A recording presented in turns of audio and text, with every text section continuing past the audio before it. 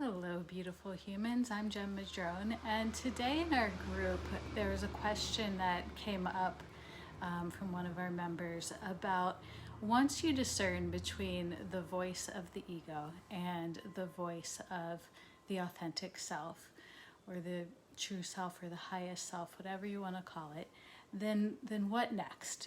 How do we keep what feels like keeps how do we keep them from fighting? Because sometimes it can feel like they are doing battle with each other because they are such opposites. And so the question really was about how to integrate the two, or just what to do next so that you don't have these polarities in the mind and in the body. But I want to start by talking about first how to discern between the voice of the ego and the voice of the authentic self, because I know this is a difficult one to learn, especially when we are just starting to realize that there's a difference. Because so often, as we awaken, we realize that voice in our head that we thought was possibly our intuition or thought was us was actually the voice of our ego. And that can be very disconcerting and then confusing, because then we start looking for well, what's true and what's not? What's coming from my intuition, from my heart, and what's coming from the ego and from the mind. And so learning to discern between the two is really crucial in taking control of our thoughts, and also in beginning the process of switching the power from the ego to the heart, from the ego to the authentic self, and starting that process of allowing the ego to be absorbed by the authentic self.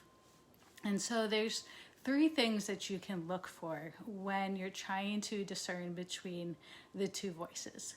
And the first one is location. So if there's a bunch of thoughts in the head, you look at where those thoughts are coming from. Are they coming from a really noisy mind with a lot of activity and a lot of dialogue and a lot of explanation? Or are they coming from a combination of the heart and the mind, or really feeling centered right in the heart? So, of course, if you're feeling all of this activity in the mind with a lot of explanation and a lot of talking, that is most likely the ego. And if you're feeling it more in the heart, or a combination of the two, then there's a good chance that that is the authentic self speaking to you. So location is the first one. The second one is volume. So if it's a loud dialogue that's happening and almost like someone's yelling at you, then most likely the ego. If it's quiet and subtle and gentle and just is, then it's most likely the authentic self. And I love what Adyashanti says about this. He says the truth doesn't need to be loud, and the truth lives in the heart. So I translate that to the heart doesn't need to be loud, because it just is.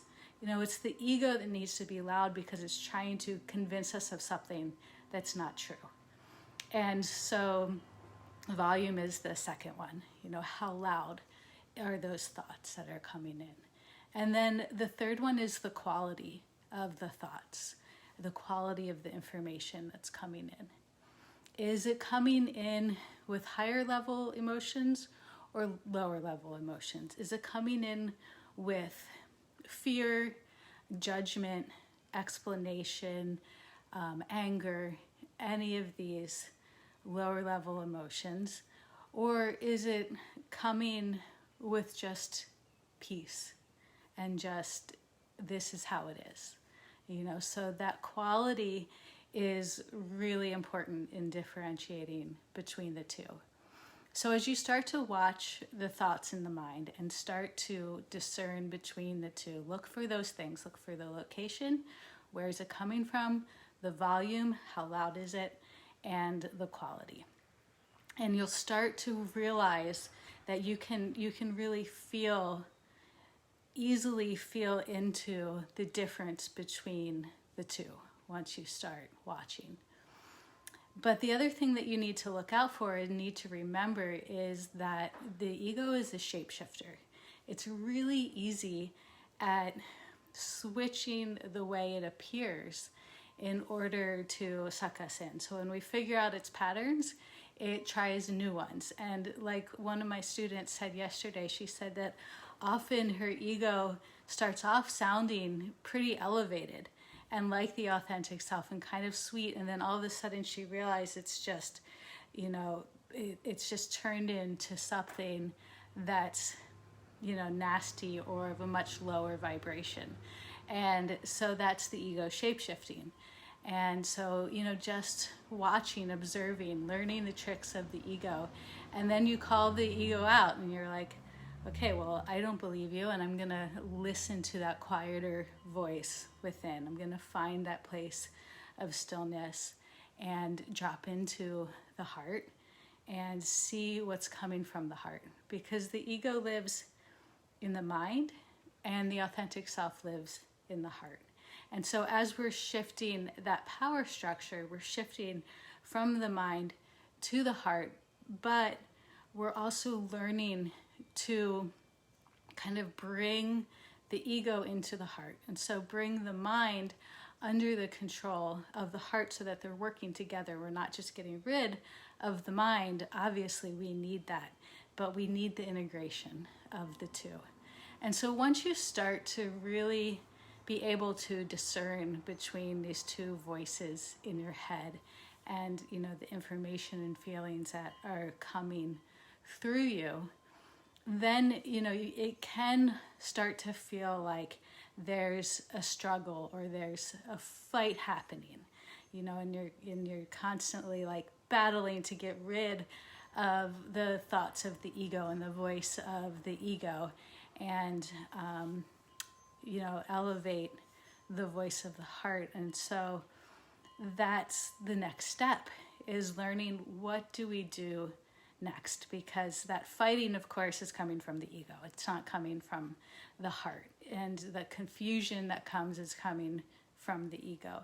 And so we just learn to stop playing the ego's game. And when we find ourselves kind of wrapped up in that, we just stop.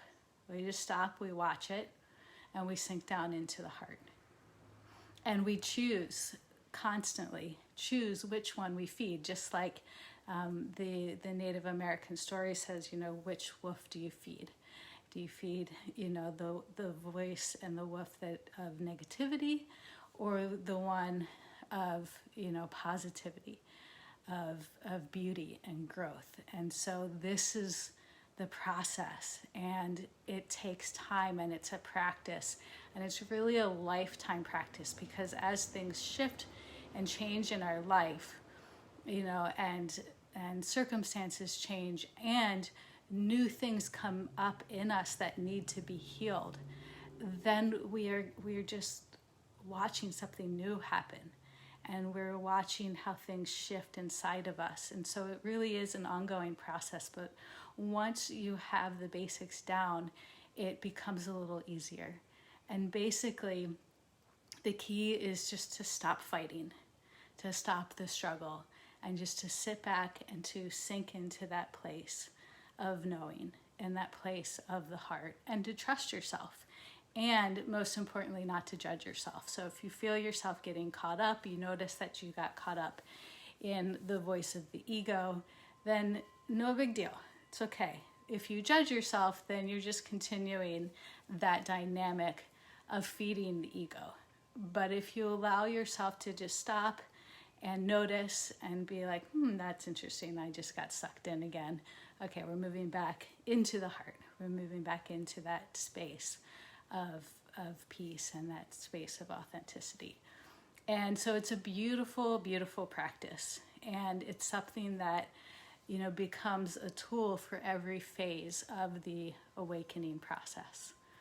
And so practice with that. And if you have any questions about discerning between the two, or how to allow the ego to be more absorbed by the heart, then please, ask in the comments or reach out to me. And if you're struggling with this or any part of the awakening process and you would like more help with it, then please just reach out, send me a private message, and we can talk and see if the work I do with my clients would be a good fit for you.